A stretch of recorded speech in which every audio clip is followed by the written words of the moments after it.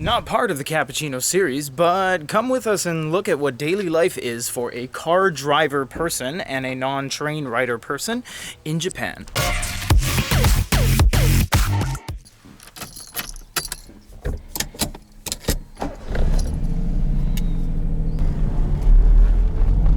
So to give you guys some perspective before we kick off this series, or before kicking off this series, I am a little bit out of the beaten path. I am part of the Tokyo major metropolitan area, but I am a little bit away from it, more so close to the Mount Fuji area, and the city is down there below me. If you guys don't know, Japan has a lot of people that take the trains. Their transit system is amazing, but for the most part, they got a lot of people that drive too. In fact, there are 80 million cars in Japan, and in a country with only 126 million people, it's a lot of freaking cars. Some people have 2, 3, even 4 cars to themselves. That's an accurate fact. This area has not too many pedestrian crossings in terms of like those, Shibuya scramble kind of things. That's not really what we're dealing with here.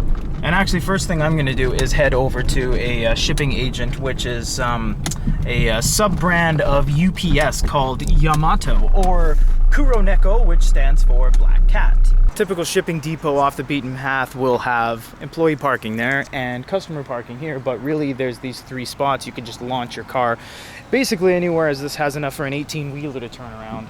You actually can't turn left on red lights, so a lot of people do what I'm gonna do here and cut across parking lots of businesses. It's an actual thing. It's completely legal as long as you don't break any rules.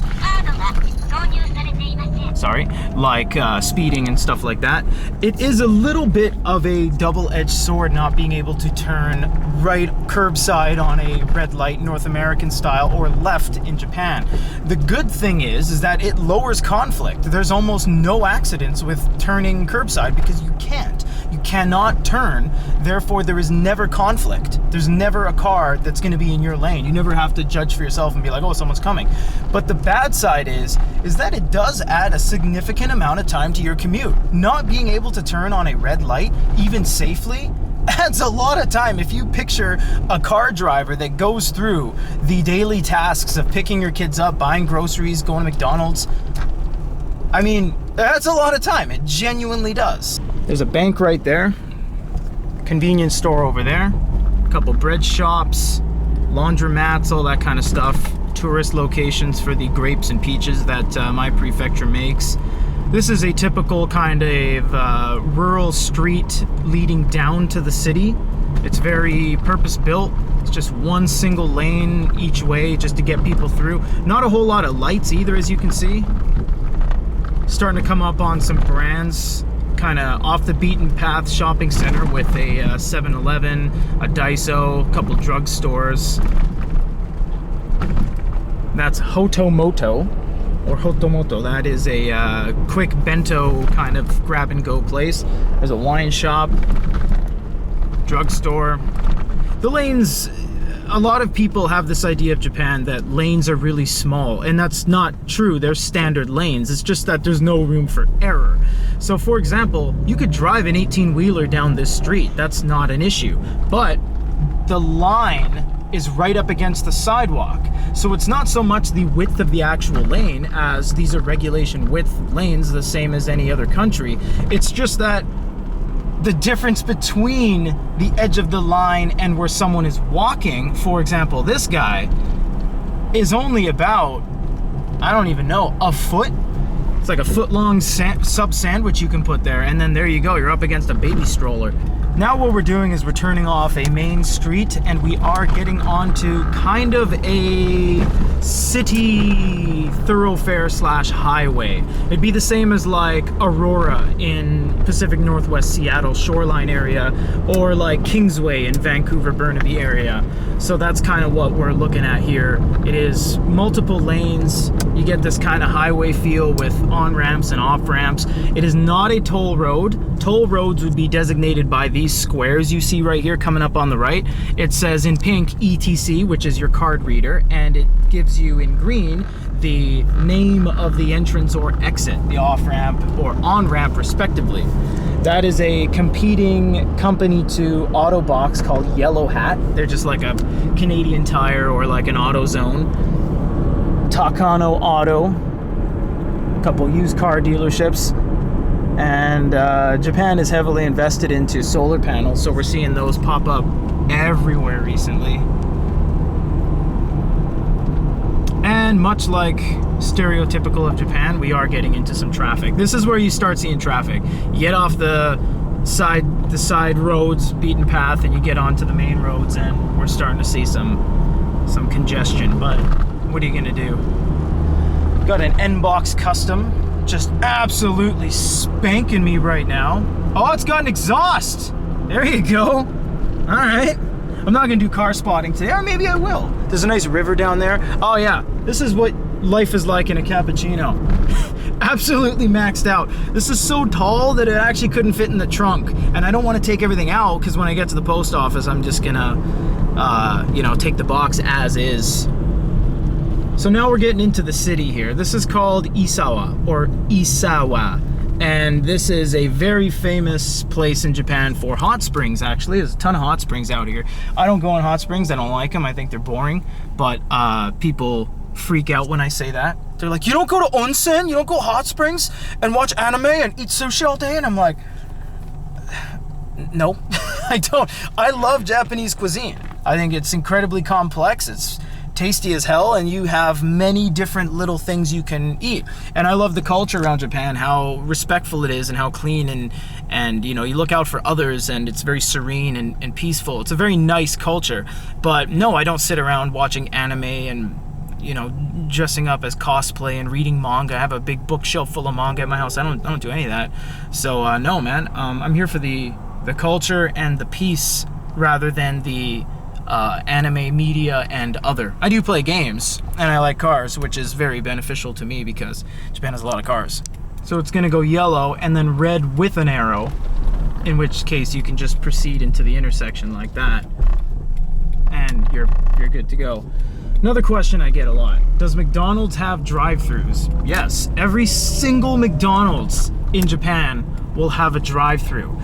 Do they have drive-thrus at McDonald's in the downtown core of Shinjuku next to a tower? No, of course not. Because much like any city, Seattle, Vancouver, New York, and you go to a McDonald's in Times Square on the second floor, no, there's not gonna be a drive-thru. But any normal McDonald's will have a drive-thru in any prefecture in Japan, and they have more McDonald's in Japan than any other country on earth except for USA, of course. And why I actually said McDonald's earlier is because they got some new burgers and I'm gonna go get one.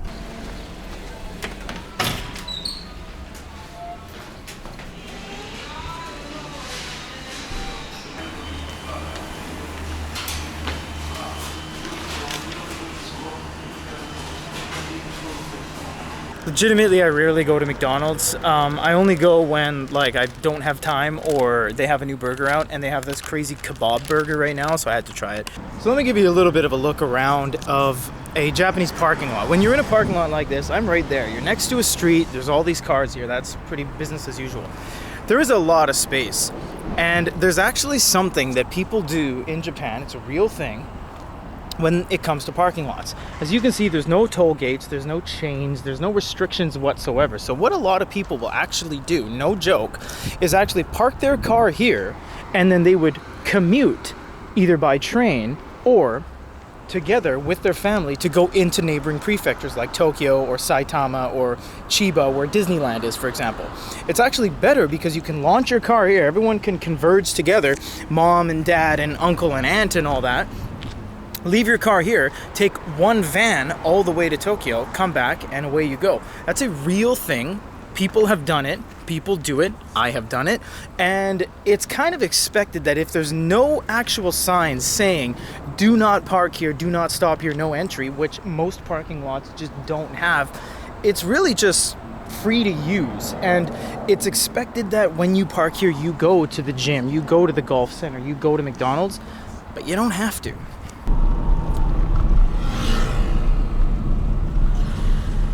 All right, well, you might be wondering what's going on here. That little clover leaf symbol in the back means that you are an old person. Typically they go 5 kilometers an hour or even 10. You can see there's no one in front of them, no lights hindering their movement, and I can't even read my speedometer. It's below 10, like legit. It only made sense now because it's a red light and you don't need to speed towards a red light. But before that turn, they didn't know that. They didn't know it was a red light or not. Could have been green. All right, main streets like these. This one has side street parking. You can park all along this side. That's totally fine. Now we're actually going to go into some more narrow streets because we're going to get off of this and go to the post office. I'm not going to bore you with the actual process of being in the post office, but now you'll see there's some strategy involved. We have some trucks on the side, we have some people on scooters, and it starts to get more narrow. And we got a cake shop, dental lab, and now we're getting into a place that doesn't even have a curb on the side. And I do have one more spot. There's only 5 spots here, but I got it.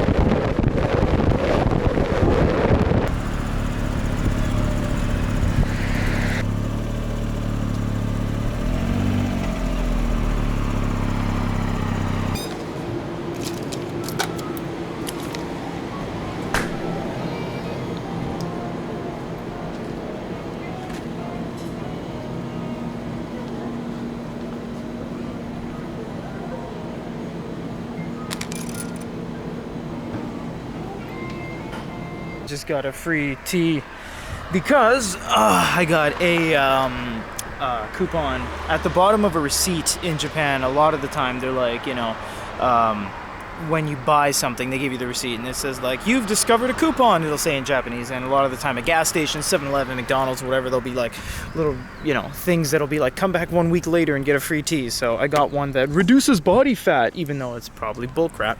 Anyways, that's it, guys. That is us just walking around doing what we're gonna do in terms of car stuff. If you like this, we're gonna do some more. If you don't like it, if you don't want to see, if you don't care, let us know down below.